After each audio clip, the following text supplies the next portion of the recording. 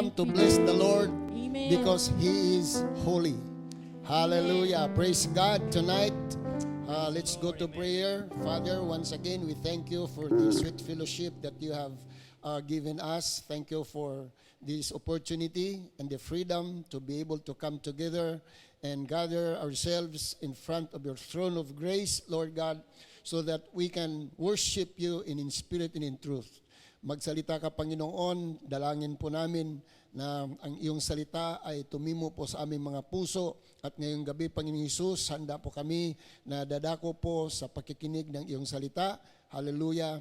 At purihin ang iyong dakilang pangalan, malulhati ka, kalugdan mo ang amin pong paglilingkod na ito. Sa iyong pangako, nang nagsasabi na saan na 2-3 nagkakatipon sa iyong pangalan, ikaw naroon sa kanilang kalagitnaan. Kung kaya, Panginoon Jesucristo, ikaw po ay aming tinataas ngayon at sinasamba. In the name of the Lord Jesus Christ. Amen. Praise God. Hallelujah. Tonight, we are here again to gather ourselves for the prayer night. Pero bago po yan, I would like to share with you the 2 secrets for an answered prayer. Praise the Lord. Hallelujah. Prayer answer. We may wonder, how can our prayers be answered? Maring magtataka tayo o di kaya mag-iisip tayo kung paano kaya ang ating mga prayers ay matutugunan para sagutin ng Panginoon. Is there a step-by-step procedure for a prayer to be answered by God? Mayroon daw bang hakbang ng hakbang o mga hakbang na paraan para po ang ating prayer ay masagot ng Diyos? Is there a set rules and requirements for our prayers to be answered by God? Mayroon daw bang mga batayan at mayroong mga patakaran at mga kinakailangan upang ang ating mga prayers ay sagutin po ng Diyos? Here are 2 secrets that may shock anyone. Dalawa po lamang sekreto ng ating pag-aralan ngayong gabi na maaaring makakagimbal po sa sinuman. Praise the Lord. O, ganun lang? Dalawa lang? Yes. Only 1 and 2. But be careful because 1 and 2 are the biggest secrets for your prayer to be answered by God. Number 1, in 1 John 5:14, this is the confidence which we have before Him, that if we ask anything according to His will, He hear us. Praise the Lord. At ito ang nasa ating pagkakatiwala sa Kanya, na kung tayo'y humingi ng anumang bagay na ayon sa Kanyang kalooban, ay dinidinig tayo ng Diyos. Wow. Sekreto nga ito, mga kapatid, because it is real hard to find the will of God. Kung kaya nga dapat na mayroon tayong sapat na kaalaman sa Bible. Pero madali naman yan because kapag anak ka ng Diyos, nalalaman mo yung right and wrong. At least you know what is right and what is wrong. What is according to the will of God and not according to the will of God. Di po ba? Do not rely on your heart. Rely on your intellect. In your mind, because the Holy Spirit will direct your minds, but the heart always insists. Example, yung bata, the child would complain and would not take the medicine. But if you will explain to the child, this is good for you, this will heal, this will cure your headache, and your fever will be gone when you're gonna take this. Kapag ang bata, sabihin mo na, ito'y maganda para sa iyong kalusugan, lulusog ka, gagaling ka, mawala yung sakit ng ulo mo, mawala yung lagnat mo, at ikaw ay makapaglalaro uli. Kaya ganun lang, kapatid. Huwag tayong umasa sa ating puso, sapagkat ang puso ay mahina at laman. Doon tayo umasa sa atin pong pag-iisip, sapagkat ang Diyos ay nagdidirect ng ating mga kaisipan at atin pong mapiho kung alin nga ang tama o mali. At ito ang nasa ating pagkakatiwala sa Kanya, na kung tayo humingi ng anumang bagay na ayon sa Kanyang kalooban, ay dinidinig niya tayo. So talagang ang unang sekreto para sagutin ng Diyos yung atin pong prayer, hallelujah, kailangan manalangin tayo ng mga bagay na ayon lamang sa kalooban ng Diyos. Ayon sa James 4:3, you ask and receive not, because ye ask amiss, that ye may consume it upon your lust. Kayo'y nagsisihingi at hindi kayo nagsisitanggap, sapagkat nagsisihingi kayo ng masama upang gugulin sa inyong mga kalayawan. Number 2, ayon sa Psalm 66:18, if I regard iniquity in my heart, the Lord will not hear me. Kung pinakundanganan ko ang kasamaan sa aking puso, hindi ako didinggin ng Panginoon. So, ito ang number 2. Na kung tayo ay magtago o mag-alaga ng kasamaan sa ating puso, pag nanalangin tayo, hindi tayo didinggin ng Diyos. Napaka-simple lang. Ayon sa John 14:14, if you shall ask anything in my name, I will do it. So, dalawang bagay ang ating napag-usapan na mga sekreto, pinaka-simple pero pinakamalalaking sekreto ng prayer para sagutin ng Panginoon. Yung ating napag-usapang number 1, we have to ask anything that is in the will of God. Tapos, ang number 2 secret, we cannot hide or regard iniquity in our heart. Hindi tayo pwedeng magtago at mag-alaga ng kasamaan sa ating puso para kapag anumang ating hingin sa Panginoon ay gagawin ng Diyos. Sabi niya, kung kayo magsihingi ng anuman sa pangalan ko, ay yaon ang aking gagawin. Gagawin nga ng Panginoon kung ayon sa kanyang kalooban na hiningi mo at wala kang tinatagong kasamaan sa iyong puso. Praise the Lord. Ayon sa Matthew chapter 7 verse 7, ask and it shall be given you, seek and ye shall find, knock and it shall be opened unto you. Magsihingi kayo at kayo'y bibigyan. Magsihanap kayo at kayo'y mga kakasumpong. Magsituktok kayo at kayo'y bubuksan. Luke 18:1, and he spake a parable unto them to this end, that men ought always to pray and not to faint. At sinalita niya sa kanila ang isang talinghaga na sila dapat magsipanalangin lagi at huwag mangang lupaypay. Kaya kapatid, yan po ang atin pong salita ng Diyos sa gabing ito, sa ating prayer night. Hallelujah. Harinawa na atin pong matandaan na ang pananalangin upang sagutin ng Panginoon, number 1, kailangan na dumalangin tayo ng mga bagay na ayon lamang sa kalooban ng Diyos. At ang pangalawa ay huwag tayong magtago at mag-alaga ng kasamaan sa ating puso. Praise the Lord, mga kapatid. Dadako na po tayo sa ating mga prayer request. Let's continue. Let's now go to our prayer request. Hallelujah. Pakisulat po niyo mga prayer request at pakipadala kaagad.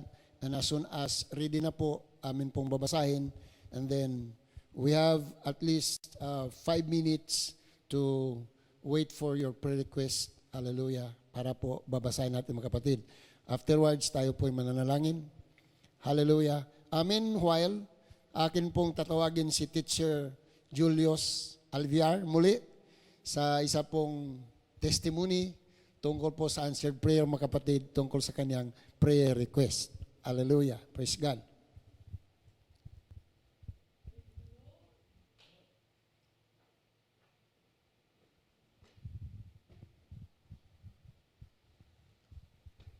Mga kapatid, magandang gabi po sa lahat.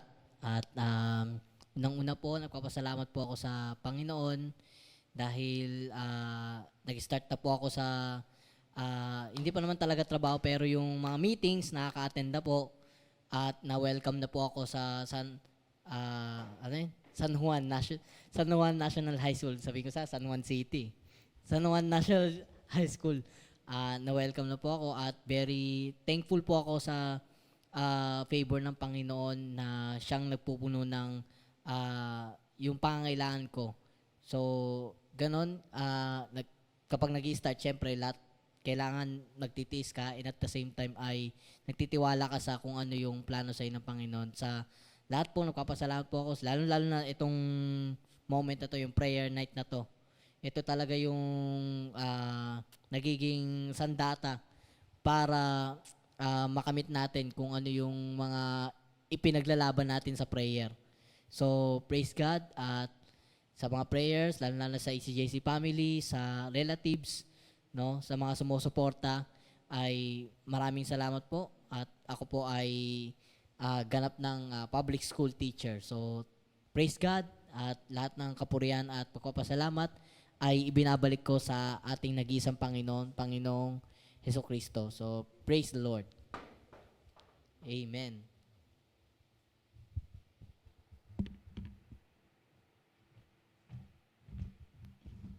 Okay, yan po. Dinig po natin yung magandang testimony po ni Teacher Nicole Alviar. So, huwag kang magsawang manalangin. No? It took him about 2-3 months request sa prayer night, mga kapatid, tungkol sa kanya pong trabaho. Nagsimula po sa mga requirements, and then parang lumabo, parang, last year pa pala yon. Kasi ang kanya talagang punteriya na makapasok po sa public school. Kasi alam niyo, ang private may kaibahan po sa public, pero ang gusto niya public school talaga. And so he keeps on praying for that. And then every prayer night, laman po ng kanyang prayer request. Kung inyo pong re-reviewin, he always sends his prayer request tungkol po sa kanya pong pagkapasok dyan sa San Juan National High School. So praise God, mga kapatid. Finally, the Lord has approved of the prayer request of Brother Teacher Nicole Alviar. And so with you, kapag ikaw mayroong prayer na kalooban ng Panginoon, huwag kang maglikat, huwag kang manghinawa, huwag kang manglupaypay. Continue praying until something happens. Sabi nga, PUS, pray until something happens. Amen. Praise the Lord. Okay? Meron na bang prayer request?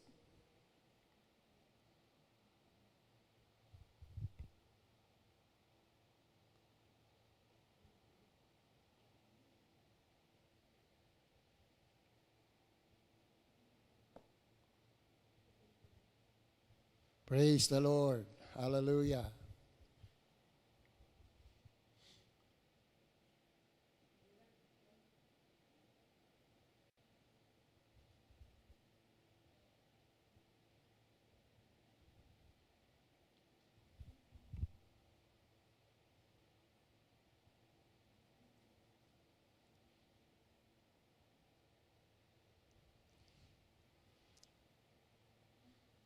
Purihin po ang Panginoon, mga kapatid. Praise God. Gusto ko rin ibalita sa inyo, we thank God for God's answer. We have been praying for dedicated laptop para po sa ating live streaming na ito. At ngayon, dati kasi ang mga laptop na ginagamit ay iba-iba. Pero ang mostly ginagamit noon ay yung laptop po ni Brother Vicente Saison Jr. or Bongbong. Pero ngayon, mga kapatid, finally, tayo po ay nakabili na kanina ng isang laptop na i5, mga kapatid, Nitro, Acer, at yan pong ating ginagamit sa ngayon. So, praise the Lord, salamat sa Panginoon sa kanya pong tugon at sa kanya pong supply.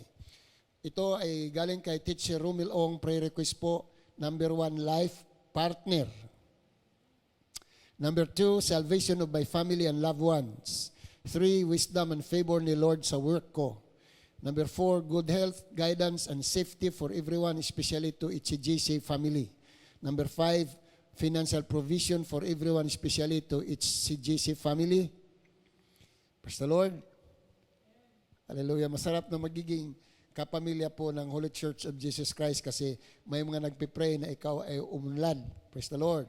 Ito naman ay galing kay Top Fan, Sister Emilia Bancuyo Gismundo, nakaka-celebrate lang po ng kanya pong birthday noong isang araw. Kapatid na nasa Italy, total healing po daw sa aking nasal and cough allergy. Nagkaroon siya ng allergy sa kanya pong ilong, mga kapatid. At meron siyang ubo na cause ng allergy. At naway mag-provide si Lord ng isang bagong trabaho para sa amin ni Brother Glenn. Kailangan nila ng bagong trabaho, mga kapatid. Praise God na mas malaki po ang kita. Praise the Lord. Si Sister Maybelline Garcia, iba na naman. Ang kanyang prayer request number 1 ay guidance and protection for her family, relatives, and friends. Good health for her family, financial breakthrough for everyone, guidance para po sa kanyang prelim exam. Praise the Lord.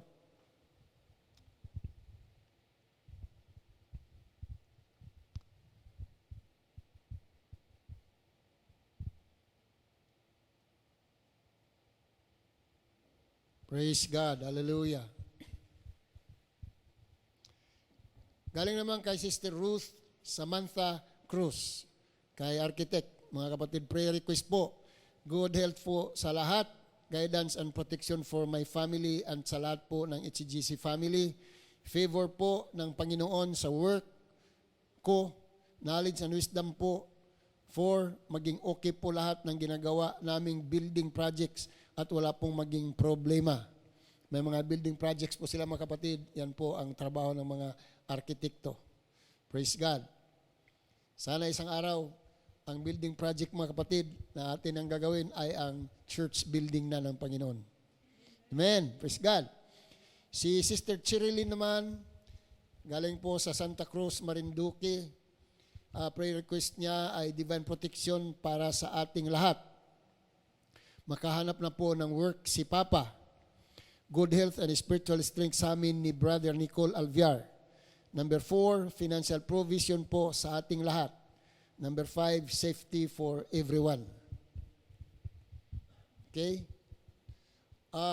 Kay Tafa naman, Nicole Alviar, Teacher Nicole Alviar, prayer request ko po. Number 1, financial provisions po for 30,000 pesos for personal purposes at may bigay na po sa amin ang requested laptop and ATM. Naku, yung laptop ang magagamit, andin yung ATM, doon lalagyan ng pera. Hallelujah. Huwag maligaw sa aking kamay yung ATM kasi di ko naman alam po yung password. Divine protection and wisdom kay Sister Cherilyn Nunez para sa kanyang online class. Number 3, good health and prosperity to all HCGC saints. Wisdom po para sa akin sa pag-handle ng grade 9 and sa grade 10 na aking advisory class this school year. Praise God.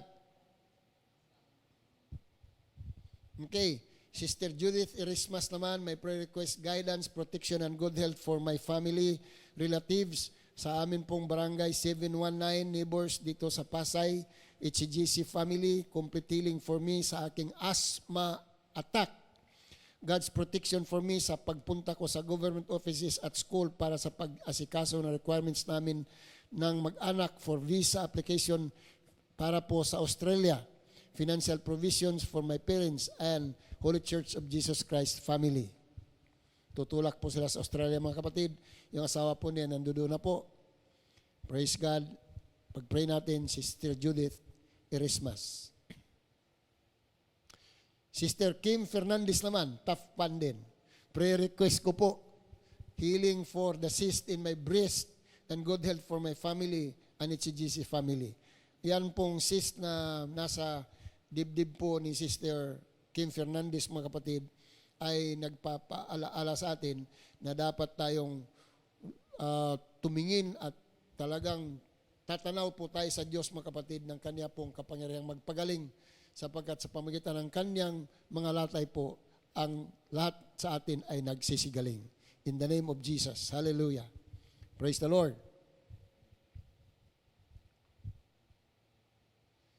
Kay Sister Sheila Bautista naman, number 1, continuous protection, guidance, and good health for my family and especially to Mama, Papa, Kuya JR, and Jigger. Financial provision for everyone and to my company. Safety travel with me and Brother Richard going to and back from work every day. Continuous blessings for my online business. Okay. Sister Divine Santos naman, my prayer request ay maging normal po ang resulta ng ultrasound ko for QB bukas. Ano yung QB? Na siguro mga kapatid, divine protection and good health for my family, relatives, and friends. Continuous healing po ni Benjamin Lano sa kanyang heart ailment in Jesus' name. Okay po. Sharer naman, Sister Margarita Varuna Solteras ng Dasmariñas, Cavite, sa Indang 13 Martires pala. 13 Martires City, Cavite. Prayer request po, physical strength, spiritual strength, and financial provision at pag-iingat sa buong family Solteras at sa lahat ng HCGC members. God bless you po, Pastor. Wala pong you. God bless po, Pastor. Praise God. Si Teacher Lourdes Lano sa Kahilo naman, prayer request daw niya ay patuloy na protection at provision ng Panginoon para sa ating lahat. God's favor and grace sa ating mga trabaho, sa aming reselling business at sa release ng educational assistance ni Chiska Meneses, God's healing and salvation for Ruby Cabrera at sa kanyang nanay.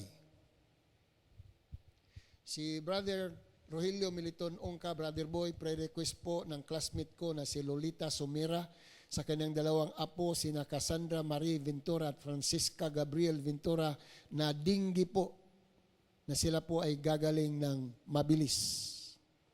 Dingge.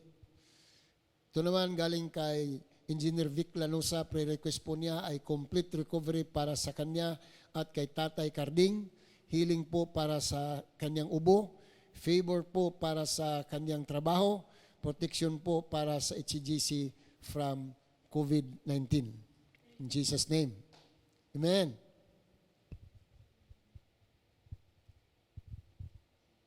Praise God. Ngayon mga kapatid, it's now time for us to bring this prayer request to God. May I request everyone nandito na pumunta po dito sa harapan bilang mga frontliners. Ang maiwan lang po, yan nung nagmaman ng computer. Pero kung pwede mga kapatid, all of us must come together. We will bring this request to God in prayer. Come on, praise the Lord. Hallelujah. Praise the Lord. Let's come together to God in unity, in faith, and in agreement, mga kapatid ko. Pagkakasunduan na lang natin ito sapagkat tapos na nirequest na po ng ating mga kapatid, sinulat po nila at nababasa na nga natin. And so, ang Panginoon ay naghihintay na lang ng ating agreement na tayo po ay mag-agree. At nangailangan na lang ito ng atin pong pagkakasundo at pagkakaisa. At pag hiningi natin sa Panginoon ito, yun na po mga kapatid ang pinaka-finale ng ating pagdadala ng mga prayer request na ito at ang Diyos na po ang bahala pong tumugon. Ayon po sa ating napag-aralan, tutugunin ng Panginoon ang ating pong prayer request kapag ito ay ayon sa kanyang kalooban at wala po tayong tinatanging masama sa ating puso. Amen? Praise the Lord. Kaya, loving Father, in the name of the Lord Jesus Christ, and by the power of your word and the authority by the name of the Lord Jesus Christ, as your children, loving Father, we come to your presence to bring this prayer request before your throne of grace. Hallelujah. Alam namin, Panginoon, na bago pa man ito isinulat ng aming mga kapatid, hallelujah, ito ay iyo pong ibinigay sa kanilang isipan at bumaba sa kanilang puso at sila po'y nagkaroon ng pananampalataya na ito yung sulat dahil sila ay naniniwala, Panginoon, na kapag kanilang sinulat ito ang paraan na ipaalam ang kanila pong prayer request sa Panginoon. At narito, Panginoon Hesus, kami po ay nagkakasundo, nagkakaisa at sama-sama po sa isang pananampalataya. Hallelujah, na ikaw ang Diyos na tunay na tumutugon, makapangyarihan sa lahat, wala po yung posible sa iyo. At kung kami, Panginoon, ay humihingi ng mga bagay na ayon sa iyong kalooban at hindi po kami nagtatangi ng masama sa aming puso, Lord God, kami po ay mayroon pong kasiguraduhan na kami ay iyo pong sasagutin at iyo pong tutugunin ang amin pong mga prayer request. Lord God, hallelujah, sama-sama nga kami na lumalapit sa iyo na may pakumbaba at Panginoon Hesus, batid namin, hallelujah, na sa pagkakaisa, ito po, Panginoon, ay iyo pong kinasihan na kung kami ay magkakasundo at sama-sama, Panginoon, at magkakaisa na humingi sa iyo, ayon sa iyong salita, Panginoon, it will be granted to us whatever we pray for. Lord God, kaya nandito kami ngayon, hallelujah, upang lulatiin ka, ikaw ay amin pong palugdan, itaas ang iyong dakilang pangalan, at upang amin po na formal na dalhin ang mga prayer request at isubmit sa iyo, Panginoon, upang para sa iyo pong mga katugunan nito. Ito, narito kami ngayon, Panginoon Hesus, nagpupurit, nagpapasalamat sa iyo, at kami sumasampalataya, hallelujah, na nakarating sa iyo ang amin pong prayer request na ito, at amin pong hinintay ang iyong katugunan, hallelujah, sa iyong lahat ng papurit pasasalamat, in the name of the Lord Jesus Christ. Amen. Praise God. Hallelujah. Hallelujah. So, kapatid, God bless you more for attending tonight, and thank you for joining. And may I invite you once again para po sa Sunday morning, 9:30, 10 o'clock mga kapatid, ay ang ating pong Sunday worship. Huwag kang mawawala sapagkat espesyal po. Hallelujah. May pakiusap ako. Ngayon, magpa-picture po kayo habang kayo ay dumadalo. Nang malalaman naman namin, mga kapatid, kung ilan yung dumadalo sa bawat family. Kahit po yung hindi pa nakarating dito sa HGC, magpa-picture din po kayo at pakisend po niyo dyan sa Messenger. In one way or another, it will encourage us very much. It will give us more inspiration and joy. At hindi lang kami, kapag ipopost niyo yan sa Messenger, mga kapatid ko, atin pong sikapin na masasama sa ating video, no, para mapanood po ng marami at ma-encourage pong iba na ganun palang ginagawa ng paglilingkod sa Diyos. Mga kapatid, wala nang ibang bagay na maganda pong ating i-share kung hindi po yun pong gawain ng Panginoon. Remember, life is with joy if we have love and care for each other. So, atin pong palaganapin po mga kapatid yung pag-ibig ng Diyos at sa pamagitan po nitong ating live stream, makapag-minister tayo, makapagdudulot tayo ng tulong at inspirasyon mga kapatid sa ating mga kapwa, tao at ating mga kapatiran na sila man ay dapat magsumikap at magkaroon po ng inspirasyon at gana po sa paglilingkod sa Panginoon. Maging sa ganito lang na paraan mga kapatid, hallelujah, simple, mababa lang, pero mayroon pong halaga sa Panginoon ang atin pong ginagawa na paglilingkod sa Kanya. Kung kaya, lalong higit kang pagpalain ng Diyos. God bless you more. Hallelujah. Thank you once again for joining. See you on Sunday. Praise the Lord.